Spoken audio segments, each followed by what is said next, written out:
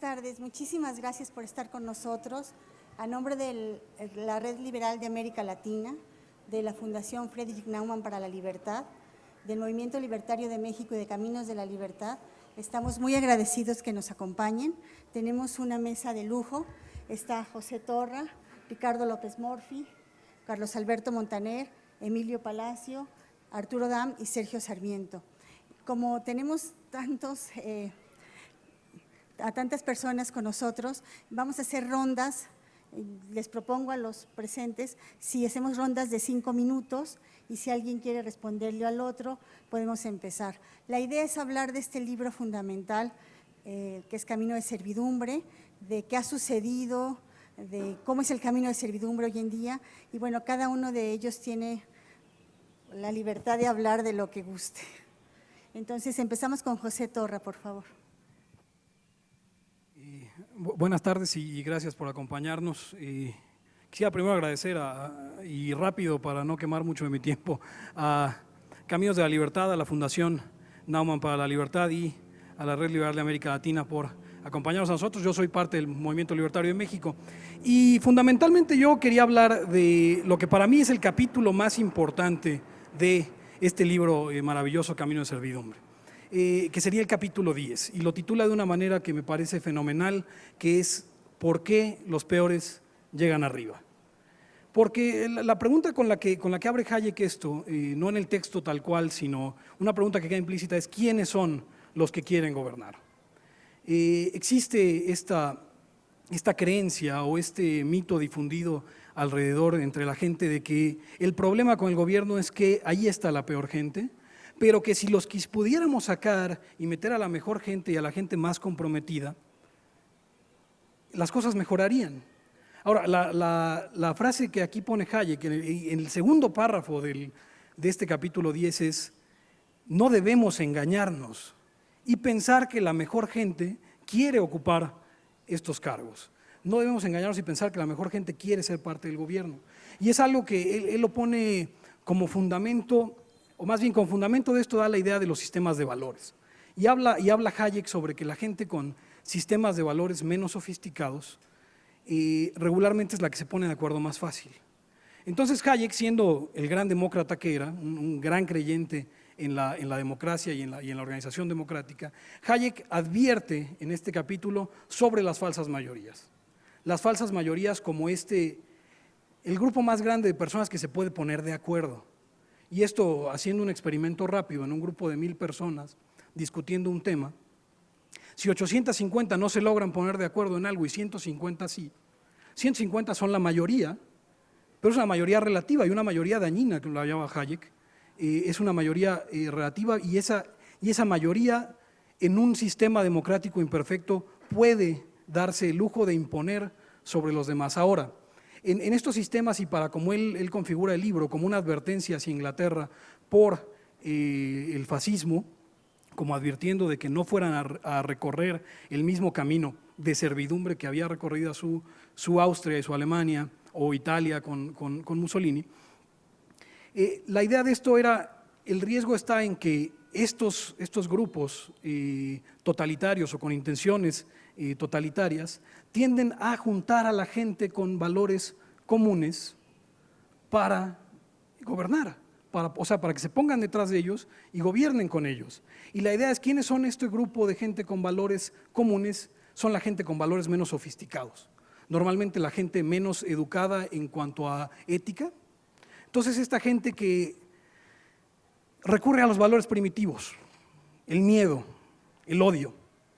Y es algo que se ha vendido en estos sistemas, si lo planteaba por ejemplo Hannah Arendt en su Origen del totalitarismo, como el fascismo o el totalitarismo siempre surgen con un enemigo en común, sean los judíos, sea la burguesía, o sea, por ejemplo, hoy la gente inculta o los que no leen, que entre nuestros grupos, digamos, de oposición al gobierno es lo que se vende, ¿no? O sea, el enemigo es el apático, y de hecho esto es algo que resulta muy, muy conveniente para los gobiernos. Decir que la culpa es del apático es como decir, bueno, yo puedo aplicar todas las políticas, el problema es que ustedes no se involucran. Y entonces resulta bastante conveniente que esta gente menos educada comparte estos sistemas de valores en los que tienden a responder a estos impulsos, al impulso del miedo, al impulso del odio, que son estas sensaciones, estas emociones más primitivas que tenemos como seres humanos, y es lo que usualmente hace que la gente se conjunte, y es la advertencia que hace Hayek, que el principal peligro del totalitarismo es tener estas falsas mayorías compuestas por esta gente con estos sistemas de valores primitivos, pues, que era más que nada de lo que pretendía yo hablar hoy. No sé qué tiempo más tenga, minuto y medio más. Bueno, la idea era cómo este capítulo 10 habla de alguna manera sobre el camino que estamos siguiendo en muchos países, ¿no? Es al final el camino de México, un sistema en el que se nos ha vendido el nacionalismo, una forma de chauvinismo por parte de todos los partidos en el gobierno, de hablarnos de que tenemos que tener miedo a abrir los mercados porque las importaciones son malas. Existe en México un odio arraigado hacia los chinos, por ejemplo, y es esta situación en la que deberíamos tomarlo como un foco de advertencia sobre lo que se nos está haciendo creer como ciudadanía y cómo esto es una justificación para ir ampliando cada vez más el poder del Estado por encima de las libertades ciudadanas, por encima de las libertades económicas del ciudadano, en el caso particular de la lucha en contra del mercado y de los libres mercados. Y bueno, a final de cuentas es esto, ¿no? Esta búsqueda, este camino de servidumbre que mencionaba Hayek, en el que si bien advertía a la Inglaterra de los riesgos del totalitarismo, de los riesgos del fascismo, realmente también es una advertencia de algo que estamos viviendo en Latinoamérica en el día a día, algo que ya se está comiendo a muchos países en Sudamérica y de lo cual nuestro país no es excepción. Estamos viviendo bajo este ataque constante a las libertades, estamos en un camino de servidumbre.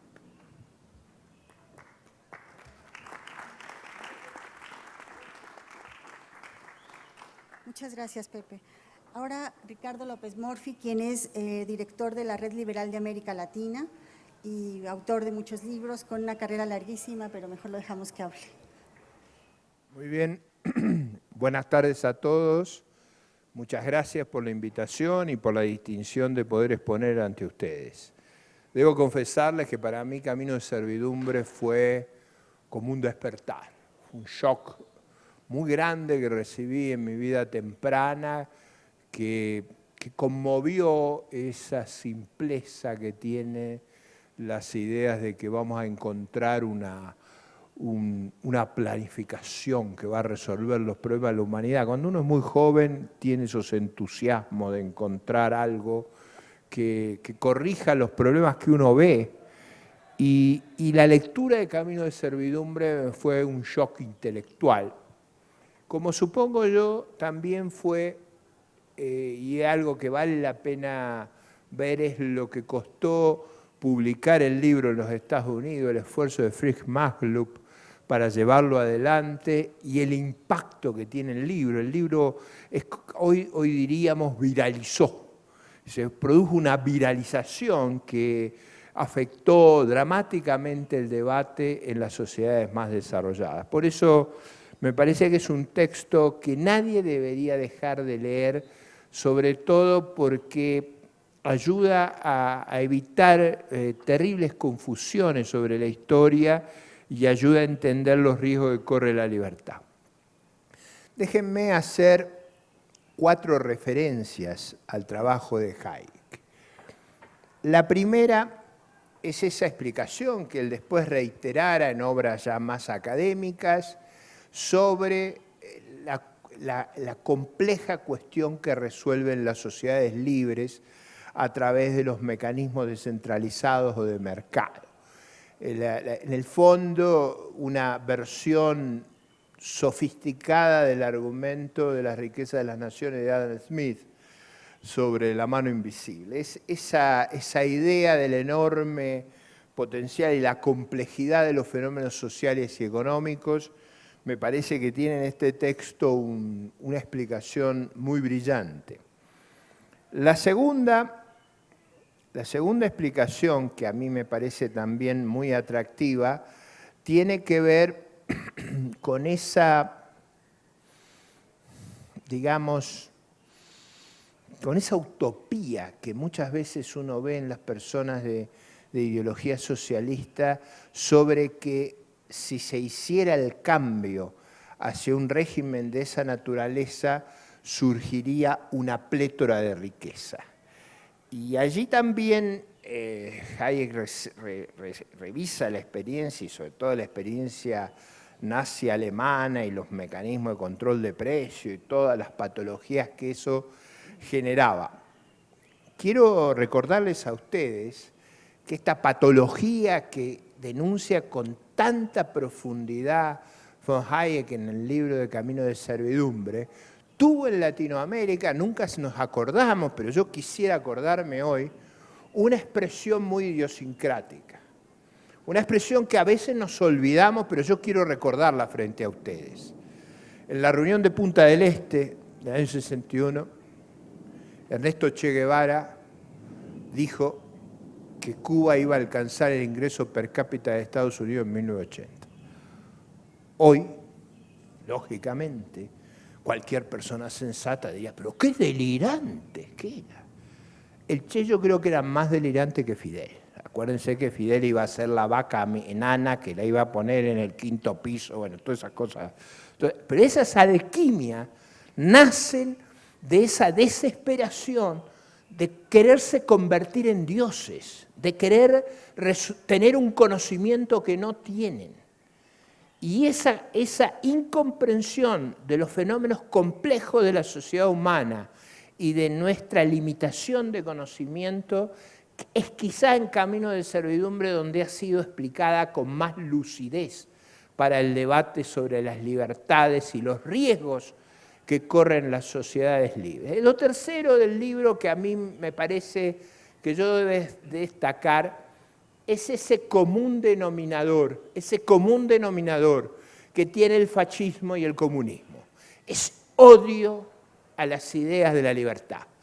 Es odio a la sociedad de los hombres autónomos, de los hombres que se hacen responsables de su destino, que toman riesgos, que saben y que conocen que la vida plena depende justamente de ejercer su creatividad y su libertad.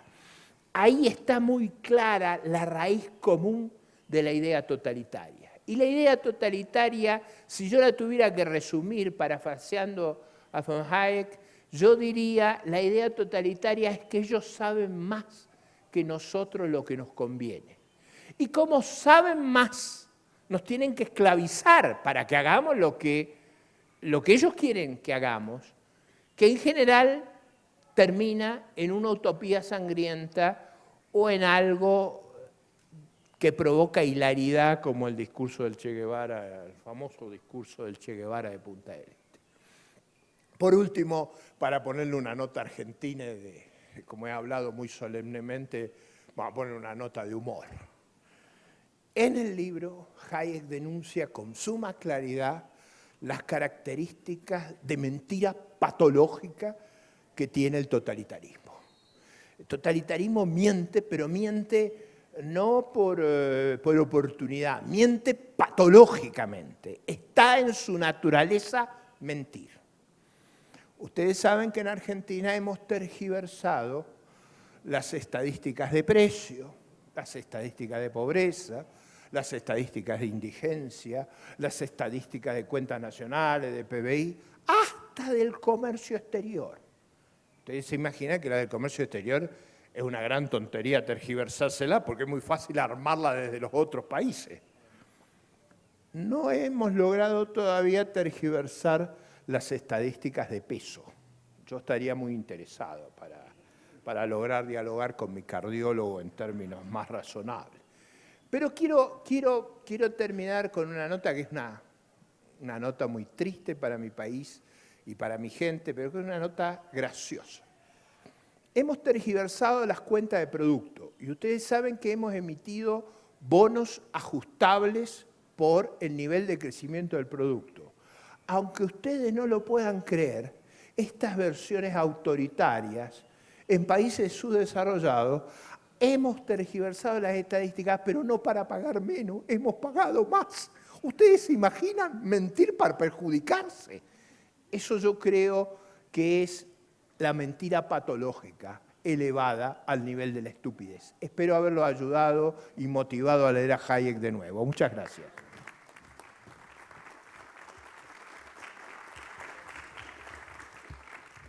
Gracias, Ricardo. Ahora, bueno, yo creo que todo el mundo conoce a Carlos Alberto Montaner, escritor. Creo que tienes 3 nacionalidades, Carlos Alberto. Nacido en Cuba, sale de Cuba a los 18 años, después de estar creo que 7, 8 meses en la embajada venezolana. Y bueno, tiene una larga trayectoria periodística y ensayística y novelística. Muchas gracias, Carlos Alberto. Muchas gracias, Berta. ¿Se oye ahora? Sí. Muchas gracias. No es cierto eso que no necesita presentación. Ya una vez me ocurrió de decir, y ahora un señor que no necesita presentación, Ricardo Montaner. Y entonces todo el mundo se sintió frustrado porque yo no sé cantar. Yo creo que es muy importante, y creo que es una magnífica oportunidad, hablar de los 70 años de la publicación, son 70, ¿no? Los 70 años de la publicación de Caminos de Servidumbre. Porque hay que ver el momento en el que Hayek escribe este libro. 1944. Hay una eclosión en todo Occidente del pensamiento de Keynes. Estados Unidos estaba bajo los influjos del pensamiento de Keynes. La idea del economista sabio que iba a planificar era una idea que penetraba perfectamente en la época, porque era la época de la Segunda Guerra Mundial, donde toda la economía estaba planificada, donde había controles de precio en los Estados Unidos, en donde se había intervenido prácticamente toda la economía.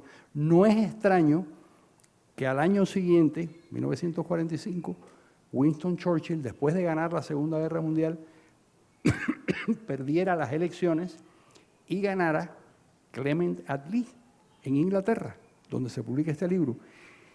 ¿Por qué?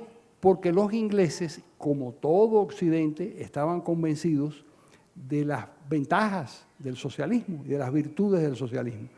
Que en 1944, este impertinente economista austriaco se hubiera atrevido a contradecir lo que sostenían la mayor parte de los economistas, lo que sostenían la mayor parte de los economistas norteamericanos y, por supuesto, los que manejaban el ejército de Estados Unidos. Hay una anécdota alemana de cuando después de la Segunda Guerra Mundial, que hay una crisis tremenda y están vigentes todas las ideas keynesianas del Estado como el gran facilitador de la economía y como el gran centro director y el gran planificador.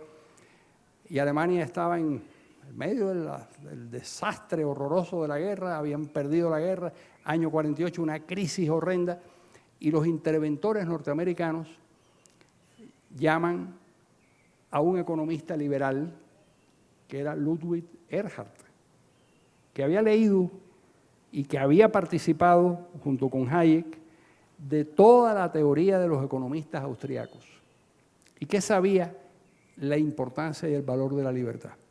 Y lo llama, era un país maniatado por los aliados, un país controlado, intervenido por los aliados como consecuencia de la derrota tras la Segunda Guerra.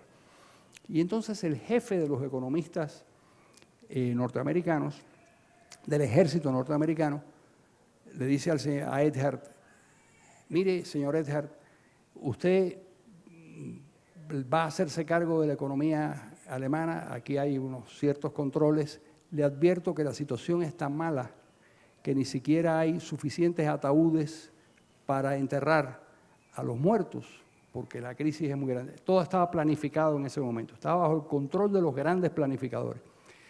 Y Erhard estaba decidido a llevar la libertad económica hasta sus extremas consecuencias. Y cuenta en sus memorias, dice, pregunté si yo tenía autoridad en el ministerio, me dijeron sí, usted tiene autoridad. Dijo, bueno, lo primero que voy a hacer es echarlos a todos ustedes. Ustedes no saben lo que están diciendo, ustedes no saben una palabra de nada. Dice, y a los 6 meses Alemania estaba exportando ataúdes. Es decir, la libertad que él introduce, la libertad de precios, la libertad de comercialización, la libertad de contratación, la libertad para tomar decisiones es el corazón de las reflexiones de Camino de Servidumbre. Camino de Servidumbre tiene, por eso es el título, la idea esencial detrás del libro es que la planificación centralizada conduce inevitablemente a la dictadura y al control por parte del Estado.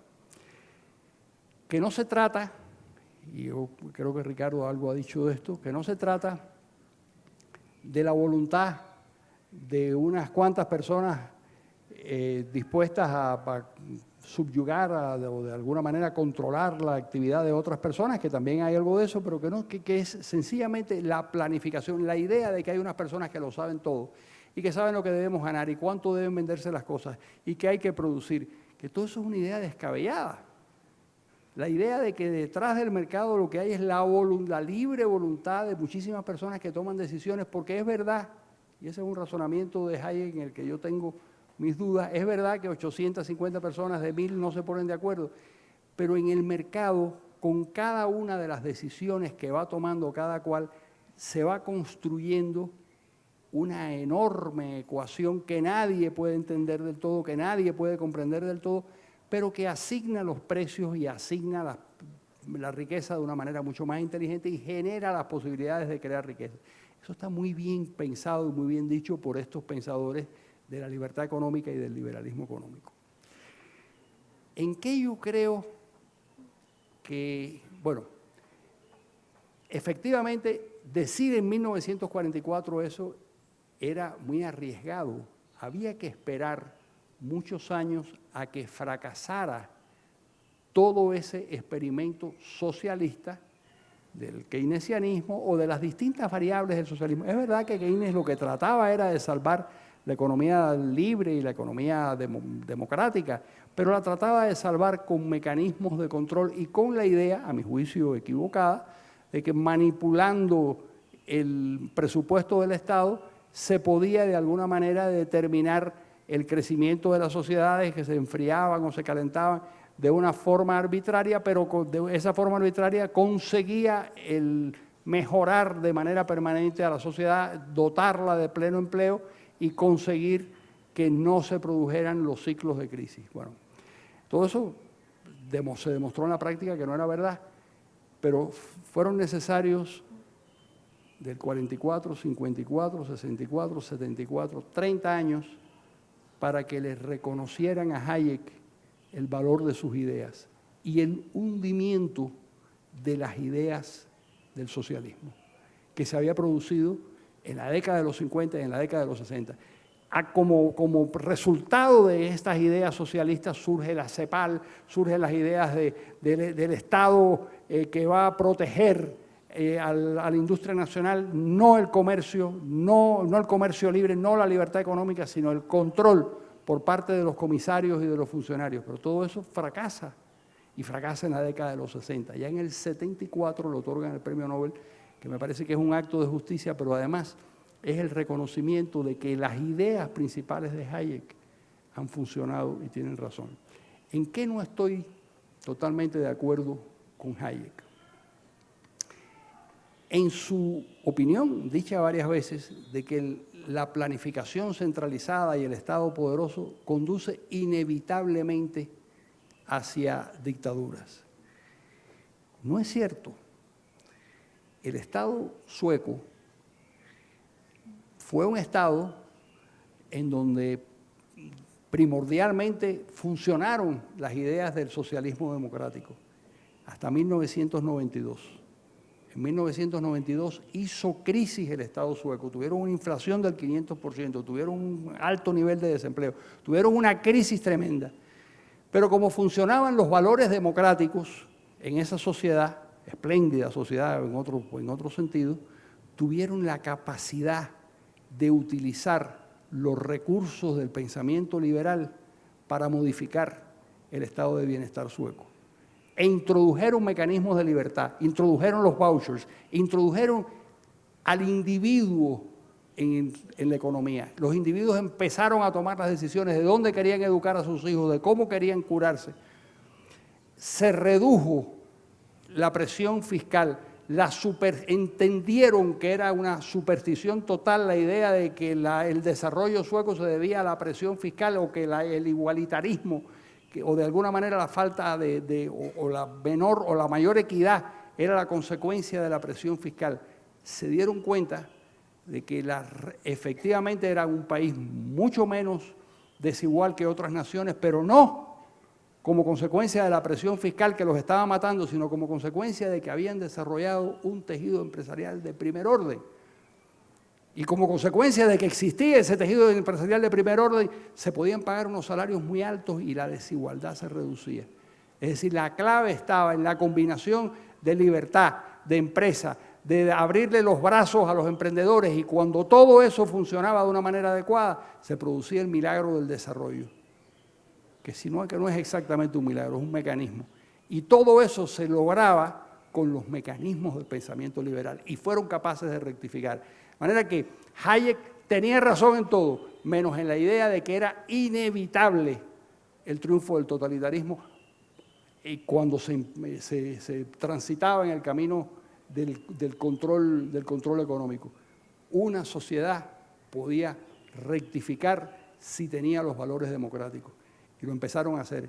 Y hoy en día, efectivamente, los partidos políticos de carácter liberal tienen unas enormes dificultades en llegar al poder. En Alemania, por ejemplo, prácticamente han desaparecido del Parlamento.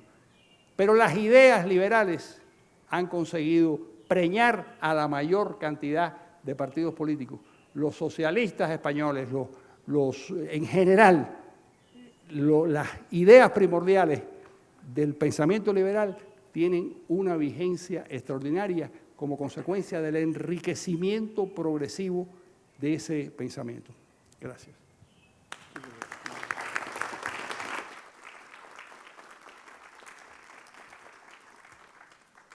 Bueno, está con nosotros también Emilio Palacio. Yo creo que él nos hablará del caso, víctima de uno de los totalitarismos de este siglo, del socialismo del siglo XXI en Ecuador. Gracias, Emilio. Muchas gracias, Berta. A mí me pasó con el libro de Hayek exactamente lo opuesto que a Ricardo. Cuando lo leí por primera vez no me convenció absolutamente para nada. Lo leí con mucha desconfianza. Y a lo largo de los años he mantenido muchas reservas con muchas de sus tesis. Probablemente hoy en día también sigo teniendo algunas cosas que creo que son debatibles. Pero hay dos ideas centrales que en mi opinión son fundamentales, que son decisivas y que hoy en día han adquirido un valor extraordinario y que a mí me gustaría que todas las corrientes democráticas que existan, obviamente que sobre todo las corrientes liberales, las difundieran y las impulsaran para que hasta el ciudadano de la calle las pudiese entender, porque son esenciales, en mi opinión, para salvar las libertades, para salvar la democracia, para salvar la civilización. Inclusive, diría yo, no me quiero poner pesimista, pero ustedes comprenderán que vengo de una experiencia personal de persecución que me hace a veces sentirme muy mal de no ver que la sociedad tenga anticuerpos en estos dos aspectos, en estas dos ideas centrales que yo considero que son fundamentales.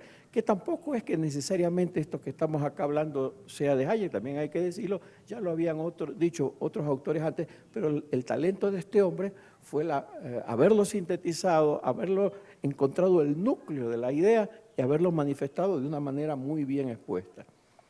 Y no son ideas económicas.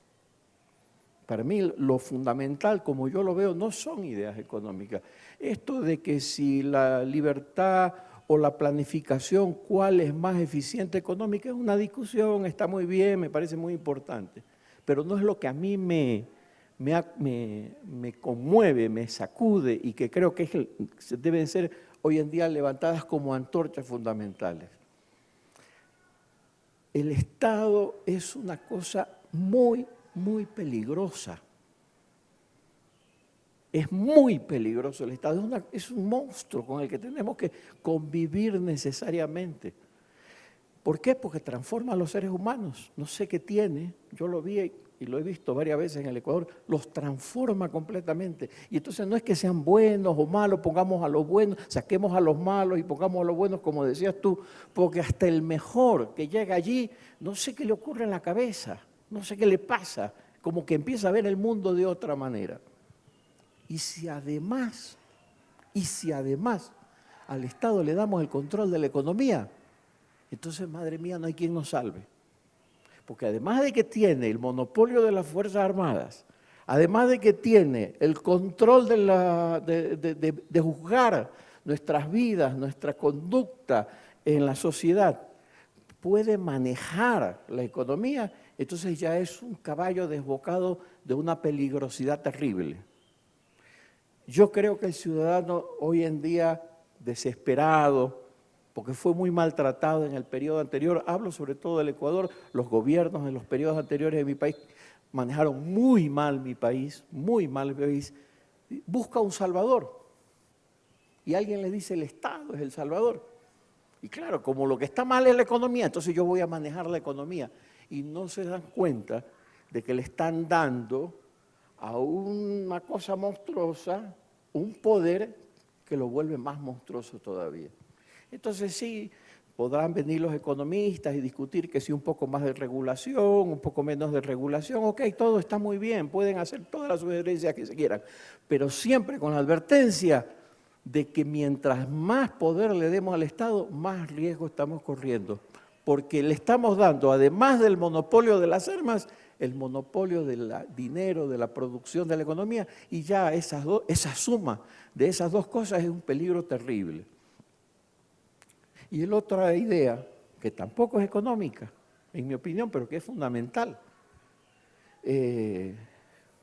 Hoy en día está muy de moda hablar del tema de la desigualdad social. Y es verdad, hay un problema de desigualdad terrible, muy grande, en mi país, en el mundo entero, en todas partes, la pobreza, la riqueza y todo lo demás. Y hay que buscarle una solución. Y también en ese aspecto, no sé, a veces no estoy seguro de que haya encontrado la fórmula para solucionar el problema, lo digo con toda sinceridad. Pero hay una idea que sí es central. Acabemos con la pobreza, acabemos con la miseria, acabemos con la desigualdad. Lo que no podemos tocar es la idea de que los seres humanos somos diferentes. Tenemos que ser diferentes, queremos, debemos ser diferentes. Esta ideología que se está imponiendo en estos países es que todos tenemos que ser iguales, todos tenemos que ser similares, todos tenemos que ser parecidos. Y si tú eres desigual, entonces eres un monstruo. Yo en mi país veo banquero. Entonces, ¿cómo es banquero? Es un monstruo. ¿Por qué? Porque gana plata. Aparece un futbolista que gana un montón de plata y ahí no es un monstruo. Aparece un cantante o una cantante que gana un montón de plata, ahí no es un monstruo. Pero aparece un banquero que como gana un montón de plata, ahí es un monstruo. ¿Por qué? Porque es malo que haya desigualdades económicas. Yo le contaba a Carlos Alberto, a Ricardo y a algunos que estaban aquí, que hace algunos años me pasó una experiencia personal muy interesante.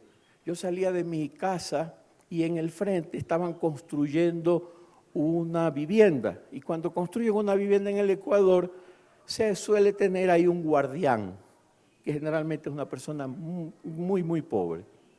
Y yo salía, me ponía mi ropa, mi corbata, que no me gusta usar corbata, como ustedes habrán visto, muy temprano, estresado con todos los problemas que iba a encontrar en el periódico, y salía manejando. Y este hombre, en pantaloneta, con una camiseta que la habría usado varias veces esa misma semana, sacaba una colchoneta y la ponía ahí delante, se acostaba muy cómodamente, hasta luego, señor Palacio, ¿eh?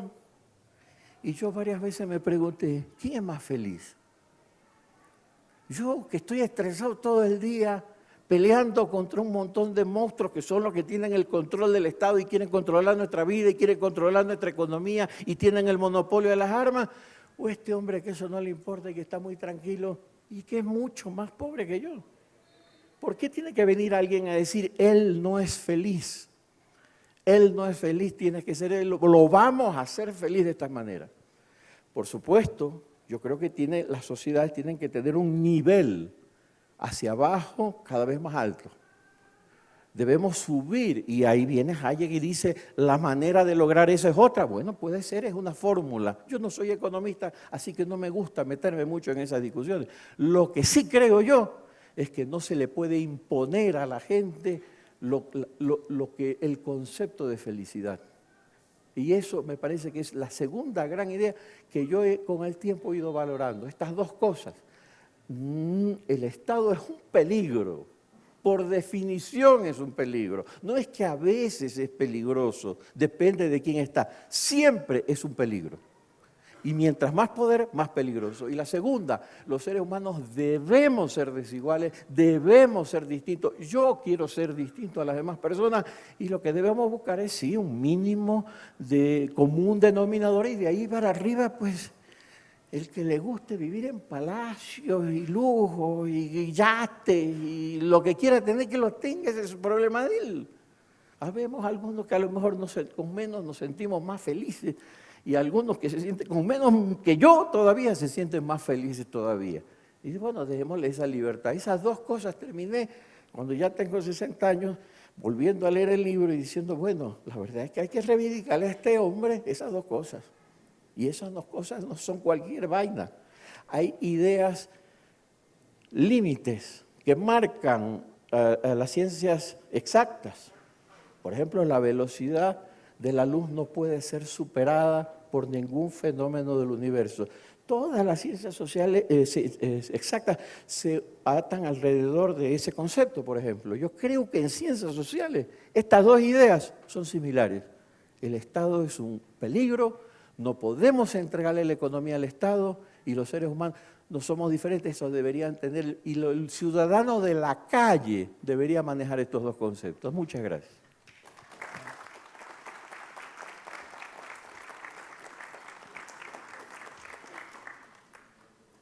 Bueno, está ahora con nosotros Arturo Dam, quien es profesor de la Universidad Panamericana, con la Fundación Naumann y con Caminos de la Libertad, coordina el Círculo de Estudios Bastiat, ojalá puedan ir, y autor de 12 libros, 17 libros, perdón. Gracias, Arturo. Señores, muy buenas tardes. Antes que nada quiero agradecer a la Fundación Naumann y a Caminos de Libertad. Primero que nada la oportunidad que me dieron de releer este libro que yo leí en la década de los 80 y debo confesar que no lo volví a releer, ¿sí? Porque lo primero que llama la atención es la vigencia que tiene el texto de Hayek, publicado por primera vez en 1944, la vigencia que tiene 70 años después, en este 2014 y sobre todo en nuestro país que es México. Yo quiero comenzar por el principio, y el principio es la dedicatoria.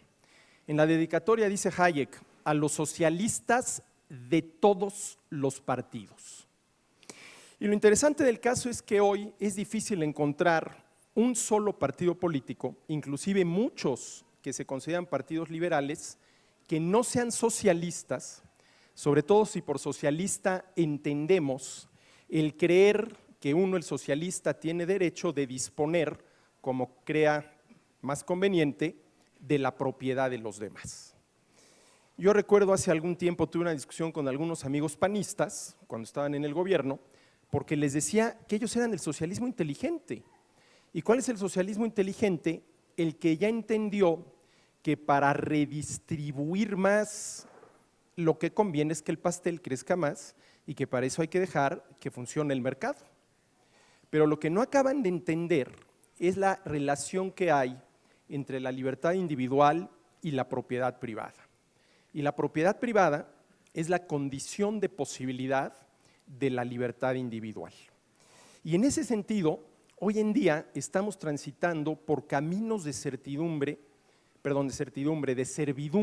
mucho más sutiles de los que existían en la década de los 40 del siglo pasado. A ver, los caminos de servidumbre. Sí, los caminos de servidumbre en la década de los 40 ¿sí?, atentaban directamente en contra de la libertad. Me refiero, por ejemplo, al comunismo soviético, al fascismo en su presentación nacionalsocialista, que eran sistemas que atentaban directamente en contra de la libertad individual. Pero hoy en día, ¿sí?, hay caminos de servidumbre mucho más sutiles que ya no atentan directamente contra la libertad individual, pero sí lo hacen indirectamente a través de los atentados en contra de la propiedad privada. Y esto Hayek lo vio claramente. Déjenme nada más citar este pequeño párrafo en la página 139, dice Hayek: nuestra generación, y se refiere a la suya, pero yo creo que esto también es válido para las nuestras, ha olvidado que el sistema de la propiedad privada es la más importante garantía de libertad, no solo para quienes poseen propiedad, sino también y apenas en menor grado para quienes no la tienen. Yo no sé si de este parrafito de Hayek tomé yo la idea de que la propiedad privada es la condición de posibilidad de la libertad individual, y déjenme poner rapidísimamente un ejemplo. Supongamos un país en el cual, ¿sí?, el gobierno no le prohíbe a la gente, ¿sí?, consumir lo que le dé la gana, siempre y cuando al hacerlo no viole derechos de terceros. Bueno, uno diría que en ese país la libertad individual para consumir está plenamente reconocida, puntualmente definida, jurídicamente garantizada. Consume lo que te dé la gana y las consecuencias de ese consumo son tu responsabilidad, como corresponde en una sociedad de personas verdaderamente libres. Pero vamos a suponer que en esa misma sociedad, nada más por concepto del impuesto sobre la renta, el gobierno se queda parejos, para no andar haciendo distinciones, con el 95% de los ingresos de todas las personas. Bueno, yo creo que independientemente de cuánto gane uno y a qué destine el gobierno esos recursos, el que el gobierno obligue al contribuyente a entregarle el 95% del producto de su trabajo puede ser considerado una esclavitud, un robo con todas las de la ley. Pero ¿qué sucede? Que para poder consumir yo necesito poder disponer de mis ingresos. Si yo quiero comprar una taza de café, tengo que pagar por ella, y para pagar por ella tengo que disponer de mis ingresos. En la misma medida en que se limitan los ingresos de las personas, y eso atenta en contra de la propiedad privada, se van también limitando la libertad individual, ¿sí?, que no puede ser meramente formal, sino que tiene que poder practicarse, ¿sí? Entonces, la propiedad privada es la condición de posibilidad del ejercicio de la libertad individual, ¿sí? Y eso es lo que inclusive muchos liberales hoy en día no acaban de entender. Aquí en México hay muchos liberales, a quienes yo muchas veces entrecomillo, que dicen que México lo que necesita es una izquierda inteligente, no una izquierda tonta, una izquierda reformista, no una izquierda revolucionaria, una izquierda democrática, no totalitaria, cuando yo estoy convencido de que no hay adjetivo, por más noble que sea, democrática, cristiana, humanista, que le quite al sustantivo socialista lo que tiene de arbitrario. ¿Y qué tiene de arbitrario el sustantivo socialista? Que todo socialista en el fondo es una persona que cree que tiene el derecho de poder disponer de la propiedad de los demás para redistribuirla como crea más conveniente en función de algunas entelequias, como puede ser la justicia social, la igualdad de rentas, el bien común, etcétera, etcétera, etcétera. A los socialistas de todos los partidos, hoy gobernar es sinónimo de redistribuir. El gobierno le quita A para darle a B, ¿sí? Y a las pruebas me remito: 2/3 partes del presupuesto del gobierno federal en este país es gasto social, es gasto redistributivo, con el agravante de que cada nuevo gobierno llega con sus programas sociales sin eliminar los de gobiernos anteriores. En el mejor de los casos le cambian el nombre, porque claro, una vez que tú creas un programa social por el cual redistribuyes a favor de alguien, cuando tú lo quieres eliminar, esas clientelas presupuestarias que tú creaste te van a reaccionar: oye, ¿cómo es posible? Si hasta ayer me dabas, ¿cómo que a partir de mañana ya no me vas a dar? No seas insensible, eso es una injusticia, qué barbaridad, etcétera, etcétera, etcétera, ¿sí? De tal manera que Hayek habla de todo esto, no nada más habla, como podría uno pensar, dado que el libro fue publicado por primera vez en 1944, de esos caminos de servidumbre francamente grotescos, evidentes, como puede ser el comunismo soviético o el fascismo nacionalsocialista, sino también habla de estos caminos de servidumbre que atentan indirectamente en contra de la libertad a través de los atentados en contra de la propiedad privada.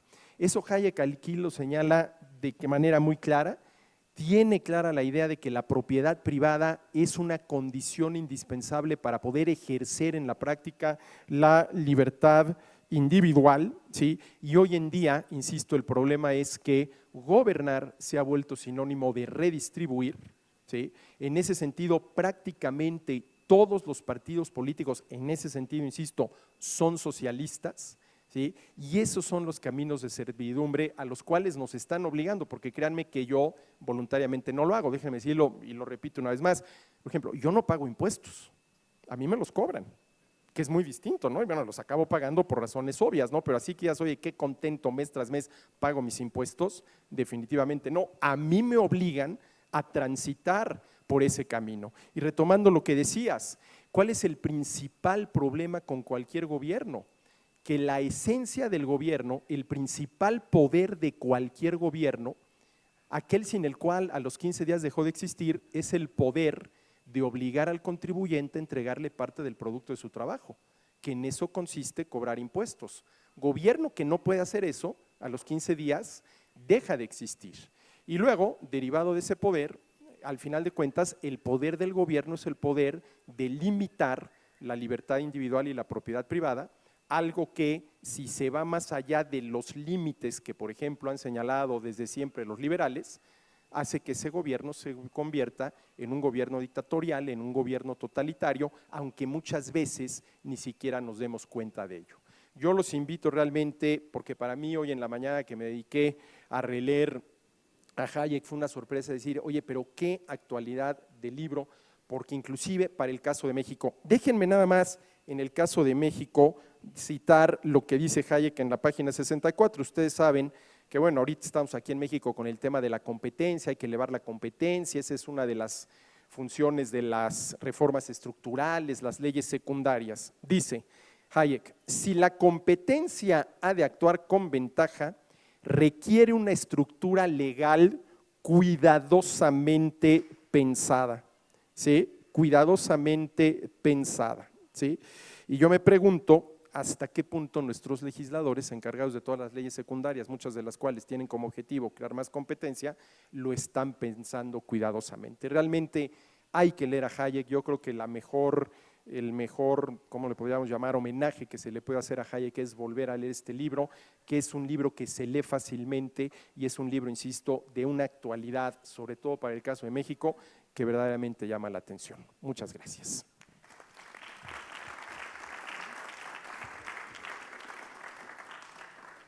Bueno, y ahora Sergio Sarmiento, presidente de Caminos de la Libertad, periodista, escritor y mi jefe.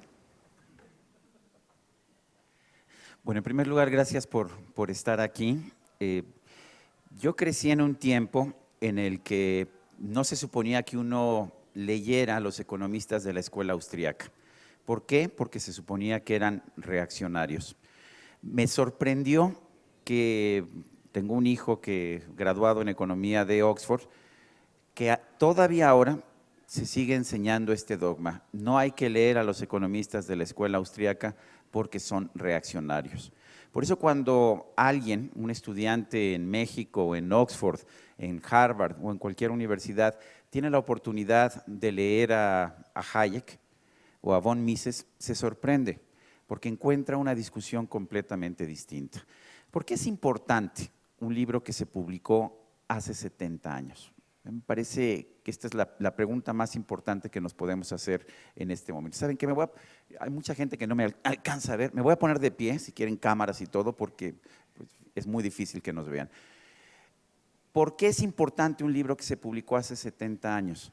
Porque está poniendo sobre la mesa cuestiones, discusiones que siguen siendo importantes. el gran éxito editorial de este año en los Estados Unidos y en Inglaterra es el libro Capital en el siglo XXI de Thomas Piketty, que habla sobre el tema de la desigualdad.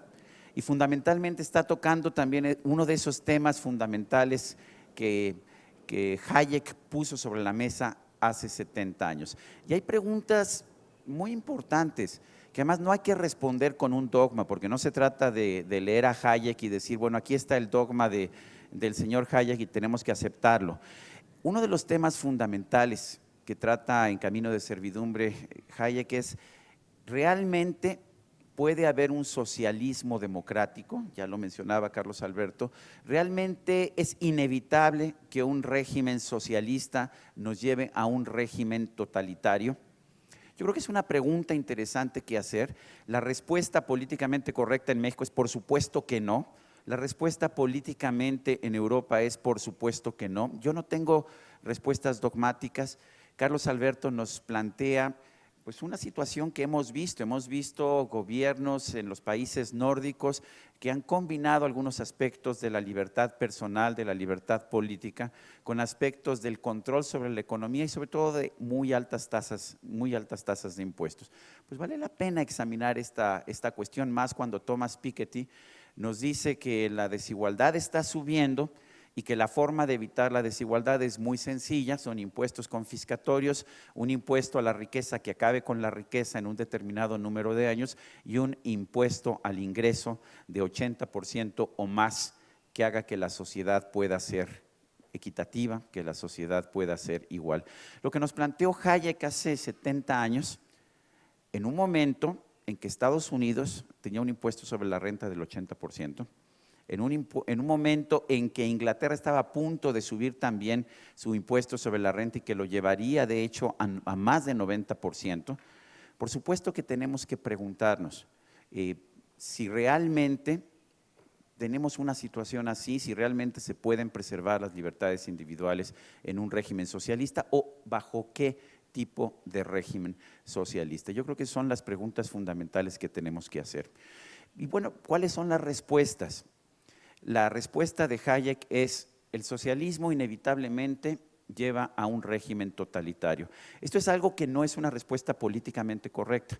Fíjense ustedes nada más, por ejemplo, lo que pasa en la Europa de hoy en día. Si yo expreso ideas de simpatía hacia el nazismo, hacia el Partido Nacional Socialista o hacia el partido fascista de Mussolini, yo puedo ser censurado en una sociedad que no cree mucho en la censura, pero si yo expreso ideas fascistas o ideas nazis, yo puedo ser censurado y hay leyes en los distintos países de Europa en que se me puede castigar por expresar una admiración o una simpatía con un régimen totalitario de los años 40, de los años 30. Si yo expreso esa misma simpatía sobre las ideas del socialismo o del comunismo, yo no puedo ser censurado. ¿Por qué? Porque hay un tratamiento distinto a la expresión de ideas prototalitarias, incluso en la Europa de hoy en día. Y esto es interesante, ver cómo la sociedad se volvió intolerante ante la expresión de simpatía o de apoyo a los regímenes totalitarios de derecha, pero no a los regímenes totalitarios de izquierda. Y créanme que si contamos el número de muertos del nazismo y de la Unión Soviética de Stalin, yo creo que la diferencia no es tan grande como para que podamos decir que hay una diferencia de calidad. A lo mejor hay una diferencia de cantidad, pero hasta ahí llega el asunto. Entonces, la pregunta es, ¿tiene razón Hayek? ¿Un régimen socialista necesariamente me va a llevar a una situación de pérdida de libertades? Curiosamente, países como Suecia tenían un régimen que se llamaba socialista, pero que no era ciertamente el régimen socialista que había en Alemania Oriental, ni el régimen socialista que había en la Unión Soviética, ni el régimen socialista que había en la China de Mao Zedong. Ciertamente era un régimen distinto. Para empezar, había empresas privadas. Carlos Alberto habló de algo que fue el mantenimiento de un sistema empresarial, pero un sistema empresarial muy consciente socialmente, muy generoso, como ustedes quieran, pero de empresas y de empresarios que tomaban la decisión de cuánto pagar, de a quién pagarle y de cómo llevar a cabo su organización económica. Ya con eso, pues sabemos que la situación es distinta. En Cuba, desde fines de los años 60, no había ya ninguna empresa, no era ver cuánto le cobro de impuesto, el impuesto es 100% y a ver cuánto te regresa el Estado del impuesto de 100% que te está cobrando. Yo debo entender con Carlos Alberto Montaner que si no respondemos dogmáticamente tenemos que reconocer el socialismo democrático de una Suecia, de los demás países nórdicos para tratar de entender de qué estamos hablando. Pero fíjense ustedes que es un socialismo distinto por el simple hecho de que siempre se mantuvo la libertad de tener empresas, la libertad de la propiedad privada de los medios de producción. Creo que esa es una de las diferencias y creo que es una diferencia importante. Creo que el tema de la confiscación de ingresos, de la que hablaba Arturo Dam, es un tema que siempre ha existido. Hablaba yo de que en los Estados Unidos de Franklin D. Roosevelt, que sigue siendo considerado un héroe, no todo el mundo lo considera así, pero son voces minoritarias. Por ejemplo, Amity Shlaes tiene un libro en que señala que lejos de haber rescatado a Estados Unidos de la depresión, Franklin D. Roosevelt hundió a los Estados Unidos en lo que debió haber sido una simple recesión, hundió a los Estados Unidos por sus políticas confiscatorias que deterioraron el clima para la inversión, hundió a los Estados Unidos en la Gran Depresión, que recordemos que empezó finalmente en 1929, pero que se mantuvo casi a todo lo largo del gobierno de Franklin D. Roosevelt hasta que fue la guerra y el gasto de guerra lo que hizo que saliera Estados Unidos de la Gran Depresión. Pero recordemos que, entre otras cosas, Roosevelt subió ya durante la guerra el impuesto sobre la renta a 80% y que tenía controles de precios absolutos y que tenía toda una serie de restricciones a la inversión privada, por ejemplo, incluso en cuestiones de alimentos. Yo creo que son temas que hay que considerar. Inglaterra después empezó con el gobierno de Attlee, pero posteriormente llevó a los impuestos a tasas superiores al 90 y al 95%. Hay una famosa canción de un músico que no es precisamente un músico reaccionario, George Harrison, que se llama Taxman, el cobrador de impuestos, y que trata precisamente sobre ese cobrador de impuestos que le llegaba a cobrar a George Harrison el 95% de lo que ganaba y le dejaba solamente el 5%. Y él decía, está bien que me cobren impuestos, pero esto me parece absolutamente exagerado. Ahora, siempre hemos tenido ese cobro de impuestos. La biografía de Hernán Cortés de Christian Duverger, un historiador francés, tiene una parte que a mí me ha llamado poderosamente la atención. Cuando hablamos, por ejemplo, del régimen colonial en México y en otros países de Latinoamérica, se nos dice, bueno, es que llegaron los españoles y esclavizaron a los indígenas. En realidad se estableció un régimen de encomienda muy curioso cuando ya nos ponemos a analizarlo, cuando realmente sabemos de qué se trataba este régimen, porque resulta que el indígena en la encomienda sí tenía que trabajar para el encomendero, pero no trabajaba todos los días, tenía un tiempo para trabajar para su propio pecunio, digamos, y además tenía una serie de fiestas religiosas que eran mucho más comunes en ese entonces que las que tenemos ahora, y el cálculo final que hace Christian Duverger es que el régimen de encomienda le quitaba un impuesto del 40% a los indígenas para pues trabajar y sobrevivir en la colonia. Y lo que el comentario que él hacía, bueno, en mi país, Francia, el gobierno me hace trabajar con un trabajo esclavo, me quita el producto de mi trabajo en un porcentaje bastante mayor al del régimen de encomienda que estableció Cortés en su momento. Interesante. Ahora, aquí hay temas que son deontológicos y temas que son pragmáticos, temas que son de principio y temas que son de qué funciona o qué no funciona bien. ¿Por qué no le funcionó un régimen de 90-95% de impuestos sobre la renta a Inglaterra? Porque se le cayó la economía. Y finalmente el país que era el más próspero del mundo en el siglo XIX, el país que había encabezado la revolución industrial, que era la gran potencia militar, se empobreció hasta que llegó Margaret Thatcher y empezó a hacer cambios al sistema fiscal y pues finalmente generó incentivos para una mayor inversión. En los Estados Unidos, ¿qué pasó en los años 50? Que se eliminaron los regímenes tributarios excesivos a tiempo como para que la economía de Estados Unidos se convirtiera en una de las economías más bollantes. ¿Qué pasó con Suecia? En Suecia fue una decisión pragmática con la crisis del 92. El gobierno sueco decide bajar la tasa de impuestos sobre la renta, particularmente a las empresas. Cuando mis amigos socialistas me dicen, ¿quieres tener servicios de primer mundo? Tienes que pagar impuestos, como en Suecia o como en Suiza. Y entonces me he tomado la libertad de decirles que el impuesto a la empresa en Suecia es de 22% y en Suiza es de 21%, cosa que mis amigos socialistas parece que no se han enterado. Este es un problema pragmático. ¿Cuánto voy a cobrar de impuestos para no matar a la gallina de los huevos de oro? Y es un tema que se trata. Pero el tema fundamental es el tema de la libertad personal. Realmente un régimen totalitario, por naturaleza, va a eliminar la libertad, va a contradecir, va a restringir la libertad individual. Tenemos muchos ejemplos en que sí ocurre, pero son en general regímenes socialistas que toman la decisión de controlar los medios de producción, como lo hace Cuba, como lo hizo la Unión Soviética, como lo hizo China y como lo están empezando a hacer países como Venezuela. Ahí vemos un deterioro económico, pero vemos un deterioro que es mucho más importante. Es el deterioro de la libertad individual. Y como decía Manuel Azaña, el presidente español, la verdad es que yo no sé si la libertad nos hace felices a los hombres. Lo que sí sé es que nos hace simplemente libres. Y en ese sentido, y esto creo que está clarísimamente establecido en esta discusión que nos ofrece Hayek, lo que sí debemos entender es que en lo que no podemos transigir es en esa libertad personal de la que hablaba Emilio, no porque él sea alguien que tenga una determinada ideología económica, no, sino simple y sencillamente porque sabe que un país el que no te permiten cuestionar al gobierno o al presidente es un país que no puede llegar a ningún lado.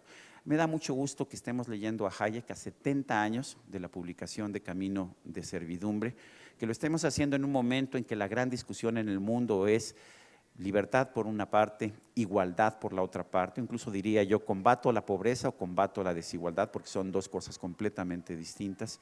Creo que la lectura de Hayek es importante, también creo que es importante la lectura de El Capital del siglo XXI de Thomas Piketty. Y nuevamente yo creo que no es cuestión de proponer dogmas, es cuestión de ponernos a pensar realmente en qué sistema queremos vivir, tanto por desempeño económico, pero más importante todavía, en qué sistema queremos vivir porque preserva nuestros derechos, porque preserva nuestra integridad, porque preserva nuestra libertad. Muchas gracias.